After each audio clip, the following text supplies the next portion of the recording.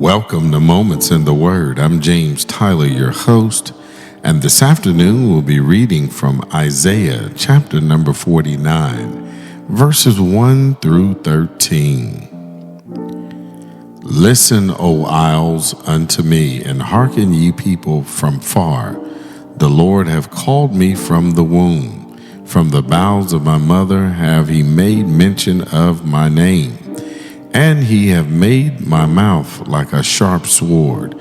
In the shadow of his hand have he hid me, and made me a polished shaft. In his quiver have he hid me, and said unto me, Thou art my servant, O Israel, in whom I will be glorified.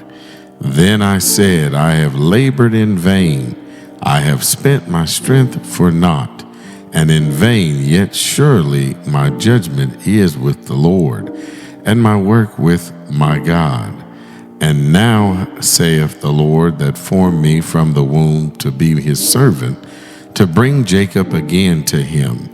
Through Israel be not gathered, yet shall I be glorious in the eyes of the Lord, and my God shall be my strength. And he said, It is a light thing that thou shouldest be my servant, to raise up the tribes of Jacob, and to restore the preserved of Israel.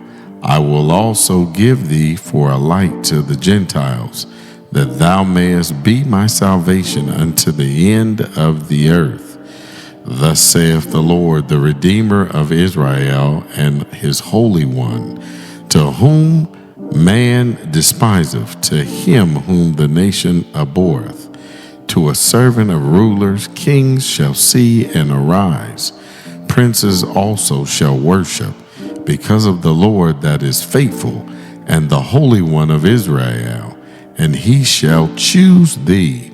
Thus saith the Lord, in an acceptable time have I heard thee, and in a day of salvation have I helped thee. And I will preserve thee, and give thee for a covenant of the people, to establish the earth, to cause to inherit the desolate heritages, that thou mayest say to the prisoners, Go forth to them that are in darkness, show yourselves. They shall feed in the ways, and their pastures shall be in all high places. They shall not hunger nor thirst, neither shall the heat nor sun smite them, for he have mercy on them, shall lead them, even by the springs of water shall he guide them. And I will make all my mountains a way, and my highways shall be exalted. Behold, these shall come from far, and lo, these from the north and from the west, and these from the land of Shinim. Sing, O heavens, and be joyous, O earth, and break forth into singing, O mountains, for the Lord hath comforted his people, and will have mercy upon his afflicted. As we turn and we look at the context of this text here, we see that it is very much applicable to our day and time today. This text here presents a powerful message about God's calling, his faithfulness, and his plan for restoration and salvation. Here in the verses, it reminds us that God has called us from the womb, meaning that each of us has a purpose ordained by him. We can apply this by seeking his guidance and walking in obedience to his calling. Even when we feel our efforts are in vain, we must trust that God sees our labor and will fulfill his purposes in his perfect timing. The thing is that we must wait upon the Lord, that shall renew our strength.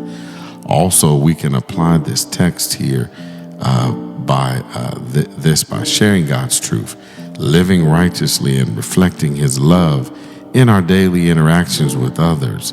God also shows us here God's commitment to his people. Even when we face trials, we can stand firm in the assurance that he is faithful and will not abandon us. It also speaks of divine provision, how God leads, sustains, and refreshes his people.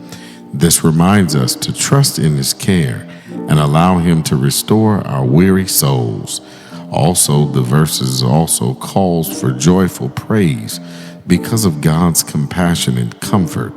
We should cultivate a heart of gratitude and celebrate his goodness in our lives.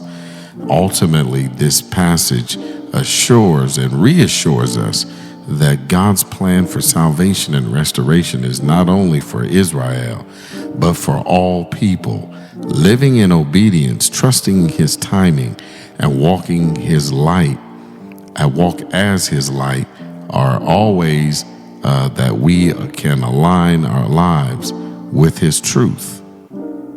I'm James Tyler, coming to you live from the Castle Studios, and welcome again to Moments in the Word.